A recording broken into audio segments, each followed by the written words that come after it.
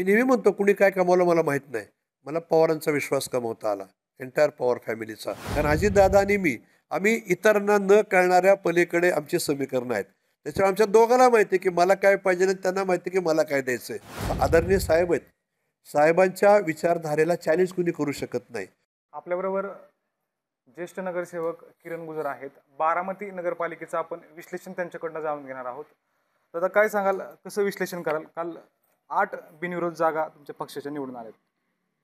त्या 10 यायला पाहिजे होत्या माझ्या अंदाजाप्रमाणे. परंतु दोन्हीमध्ये थोडी गडबड झाली. पण निश्चितपणे 10 आल्या असत्या.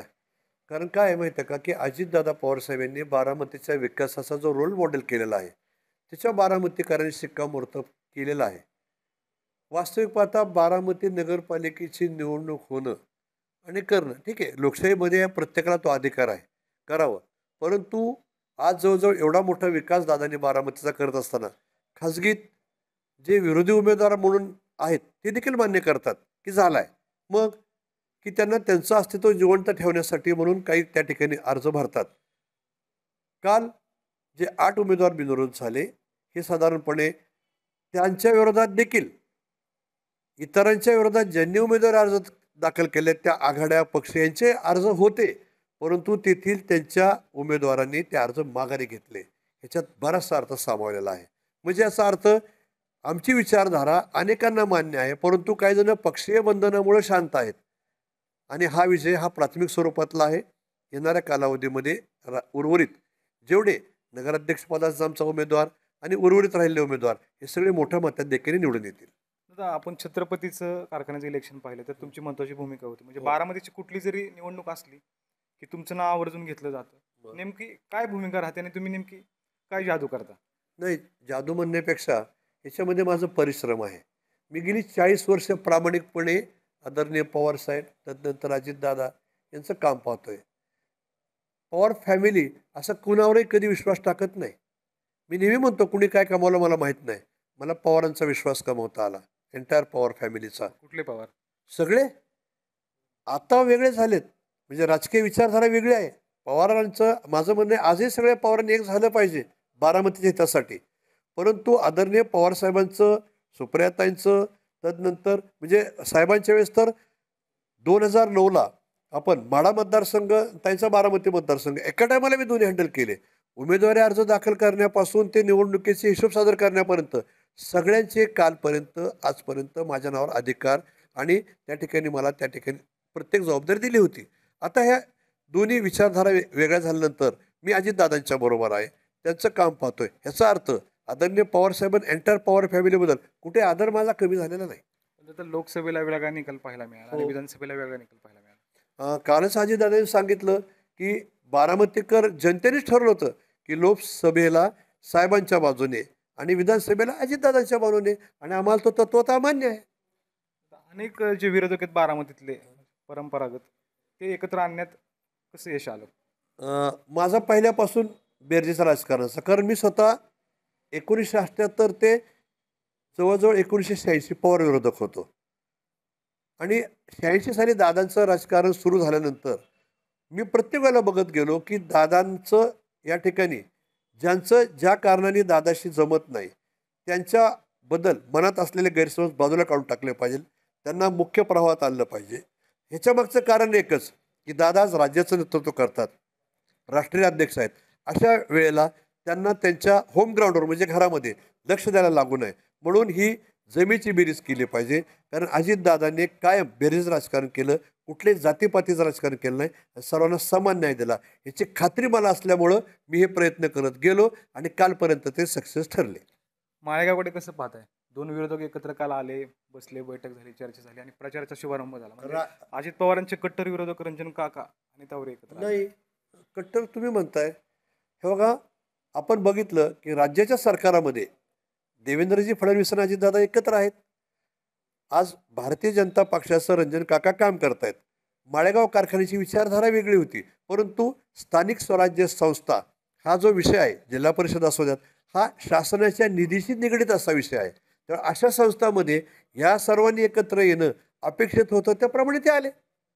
याच्यामध्ये व्यक्तिगत कुणाचा कट्टर विरोधी प्रतिस्पर्धी वेगळी विचारधारा आहे, परंतु जनतेच्या हितासाठी, माळेगावच्या हितासाठी हे दोघंजण एकत्र आले, हे मला वाटते संयुक्तिक आहे. दादा, राष्ट्रवादी पण आहे शरद पवारांचे, आता त्यांचा पॅनल आहे, भाजपचा पॅनल आहे, कसं पाहता याकडे? हो का, प्रत्येकाला आपला पक्ष जिवंत ठेवण्याचा अधिकार आहे. भाजपने आपले उमेदवार उभे केले, राष्ट्रवादीने केले, त्याच्यामध्ये वास्तविक पाहता म्हणजे मला असं प्रामाणिकपणे वाटतंय की बारामतीचा विकासाचं रोल मॉडेल पाहून प्रत्येकाने थोडं पुढं मागं सरकून एकत्र बारामतीच्या विकासाच्या नावाखाली येणं गरजेचं होतं, परंतु तसं झालं नाही. ठीक आहे, झालं नाही तरी आम्ही कोणती निवडणूक पूर्वीपासून ही हलक्यात घेत नाही.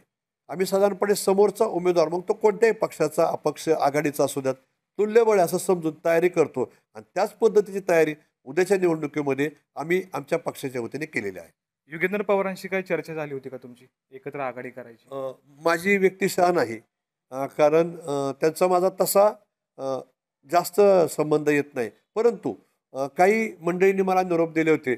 मी त्यांना सांगितलं की आपण जे मांडताय किंवा सांगताय ते मी दादांपर्यंत बोलेल, परंतु त्याच्यामधनं अंतिम स्वरूप देण्या इतपत चर्चा पुढं झाली नाही, आली नाही. दादा, निवडणुकीमध्ये नेमके काय मुद्दे जाणवतात किंवा काय विजन असणार आहे पुढचं? बारामतीचा आणखीन विकास. तुम्ही मगाशी युगेंद्रचं नाव घेतलं, युगेंद्रनी सांगितलं की एवढे 3,333 कोटी खर्च झाला असेल तर बारामती दुबई व्हायला पाहिजे. मी नम्रतापूर्वक सांगू इच्छितो, कारण आम्ही दोघं सहकारी विद्यापीठाला काम करतो. त्या दुबईची जर आपण तुलना करत असेल ना, तर दुबईमध्ये एका इमारतीची किंमत 33,000 कोटी आहे. बारामतीमध्ये करू दुबई. युगेंद्राचं पण फॉरकास्टिंग आहे, आमच्या सगळ्याचे विचार एक आहे. नजीकच्या काळामध्ये तसा करण्याचा प्रयत्न आपणही करून त्यासाठी अजितदादा कुठे कमी पडतील असं मला वाटत नाही. तुमच्या नावाची चर्चा होती नगराध्यक्ष पदासाठी, तुम्हाला नगराध्यक्ष परवाशी कार्यकर्त्यांची मागणी होती, चर्चा होती, हो. नेमकं काय झालं? नाही, काय झालं नाही. 1999 साली मी स्वतः निर्णय घेतला की इथनं पुढं कुठल्या निवडणुकीला उभा राहायचं नाही, कारण मी 85 पासून निवडणुकीच्या रिंगणात होतो. कारण काय होतं की आपणच उभा राहिलं तर नंतर पुढच्या पिढीला त्या ठिकाणी जागा मिळत नाही. मी सत्तेच्या विकेंद्रीकरणाच्या बाजूने, सत्तेचं केंद्रीकरण असता कामा नये.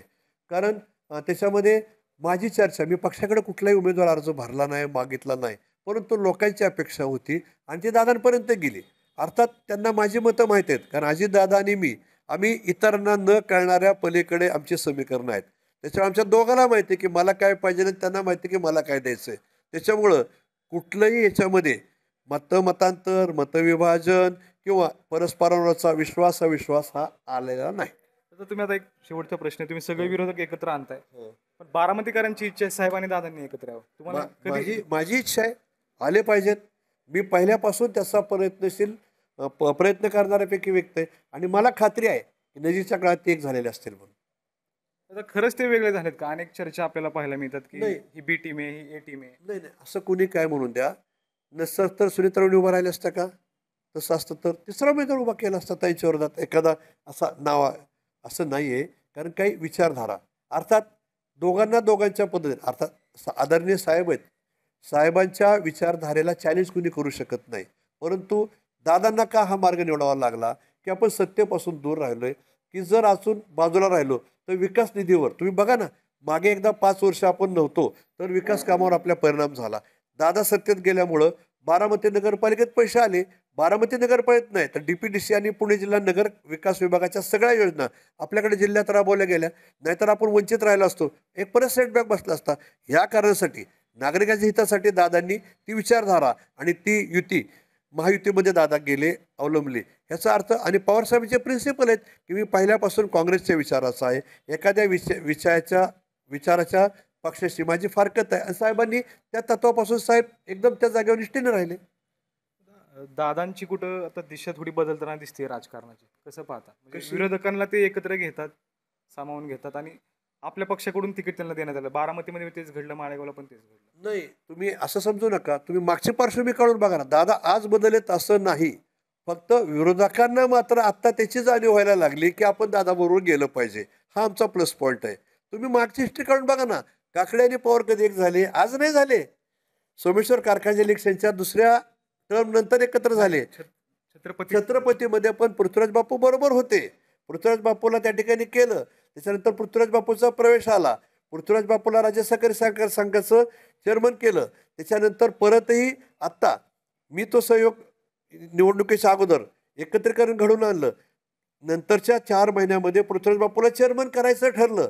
परंतु बापू थोडंसं काय त्यांचा गैरसमज झाला, ते बाजूला गेले. तिथल्या लोकांच्या मंडळीचे काही आपसात मतभेद झाले. मग परत बापू बाजूला गेले. पण परत बापूला एकत्र आणायचं हा बापूच्या मनातच नसतं. बापू कधीच एकत्र आले नसते. कारण मी नेहमी म्हणतो की चांगली व्यक्ती चांगल्या ठिकाणी पाहिजे. बापू त्यातले एक होते. म्हणून ही मधली जी दुरी पडली होती ना, ती कमी करण्याचा प्रयत्न केला. याचा अर्थ ते पारंपरिक पवारविरोधक होते असं म्हणता येणार नाही. आता माळेगावला पण आपण पाहिलं, काल दादांनी उल्लेख केला सभेमध्ये की कारखान्याच्या वेळेस पण आमचं ठरलं होतं की एकत्र लढवायचं म्हणून, हो, पण ते शक्य झालं नाही. बरोबर आहे. मी प्रयत्न केले. त्याच्यामध्ये आम्ही बरंचसं एका अंतिम निर्णयाला पोहोचलो होतो. परंतु त्याच्यामध्ये काय अडचणी आल्या त्या न सांगण्यासारख्या आहेत. आणि मग परत वेगळ्या मार्गाने जावं लागलं. नंतर दादाची इच्छा नव्हती माळेगाव कारखाना लढवायची. दादा म्हणले, "किरण, मला त्याची आवश्यकता नाही." 12 सत्तेचं विकेंद्रीकरणाचा तेही परिपाक करतात. ते म्हणले की बाबा ह्यांनी सगळ्यांनी बघू द्या. मी तुमच्या पाठीशी राहील. सगळं सहकार्य करेल. परंतु काही समज, गैरसमज आणि काही मंडळीच्या डोक्यात थोडं असं गेलं की नाही गरज अजितदादांबरोबर आपल्याला करायची. आपण निवडून येऊ शकतो. हा निर्णय त्यांच्यावर. याच्यामध्ये दादांकडं त्याबाबतची दोष देण्यामध्ये कुठलाही अर्थ नाही माळेगावच्या निवडणुकीच्या बाबतीत. कारखान्यामध्ये पराभव झाला म्हणून रंजन काका नाही, एकत्र आले असं नाही, वाटतं. असं नाही. काका कुठल्याही पराभवाने खचून जाणाऱ्यापैकी नाही. रंजन काका हे लढणारे व्यक्तिमत्व आहे आणि ते तत्ववादी आहेत. कारण ह्याच्यापूर्वी तुम्हाला माहीत नसेल की 2 टर्म मागे मी रंजन काकांना ऑफर घेऊन गेलो होतो. पण त्यांनी ती नम्रपणे नाकारली. त्यांनी सांगितलं मी अण्णांच्या बरोबर आहे. त्याच्यामुळं दादांनी मला ऑफर दिली. मला मान्य आहे. म्हणजे गेल्या 10 वर्षापूर्वीच मी बोलतोय. म्हणजे तत्ववादी माणसं हे तत्ववादी असतात आणि रंजन काका त्यातील एक आहेत. तर आता शेवटचा प्रश्न आहे, बारामती नगरपालिकेच्या निवडणुकीकडे कसं पाहता आणि विजयाची किती खाते आहे? 100%. कारण तुम्ही बघितलं की 8 जागा बिनविरोध ही रंगीत तालीम आहे. लोकांच्या मनामध्ये अजितदादांच्या नेतृत्वावर शिक्कामोर्तब करायचं पूर्णतः ठरलेलं आहे. परंतु काही मंडळींचं गट तट राजकारण, राजकीय पक्ष आणि राष्ट्रवादीमधलेच काही असंतुष्ट यांचं मिळणारं खतपाणी ह्याच्या अनुषंगाने प्रयत्न करतायत. परंतु ह्याचा अर्थ असा नाही की दादांच्या आणि राष्ट्रवादीच्या विरोधात वातावरण राहील. मला अजिबात तसं शक्यता वाटत नाही. त्यावेळेस सगळे नगराध्यक्षापासून उर्वरित सगळे उमेदवार मोठ्या मताधिक्याने विजयी होतील. आपल्याबरोबर हे ज्येष्ठ नगरसेवक किरण गुजर होते. बारामती नगरपालिकेत सर्व उमेदवार विजयी होतील असा विश्वास त्यांनी व्यक्त केला. दीपक पडकर, मटा ऑनलाईन, बारामती.